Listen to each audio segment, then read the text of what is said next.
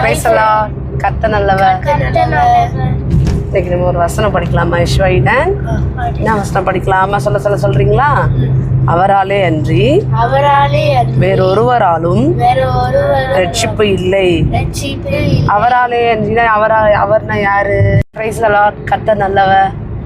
Eden இன்னைக்கு நம்ம ஒரு வசனம் படிக்கலாமா? அம்மா சொல்றீங்களா? அவராலே அன்றி வேறொருவராலும் ரட்சிப்பு இல்லை. யாரு அவராலே அன்றினா அந்த அவர் யாரு? ஜீசஸ். Very good. என்ன சொல்றாங்க அந்த வசனத்துல? அவராலே அன்றி ரட்சிப்புல நம்ம ஏசப்பா இல்லாம எங்க போக முடியாது? ஹெவனுக்கு போக முடியாது.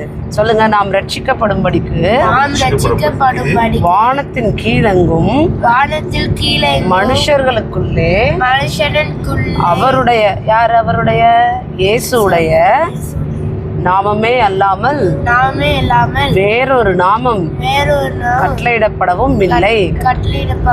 ஜீசஸ் தான். ஜீசஸோட நாமம் தான் என்னது? வானத்துக்கு கீழே இருங்க எல்லா நாமத்துக்கும் மேலான நாம எது? ஜீசஸோட நாம தான். அவரால் தான் நம்ம ஹெவனுக்கும் போக முடியும். ஓகேவா? தேங்க்யூ ஜீசஸ் சொல்லுவோமா? Thank you Jesus.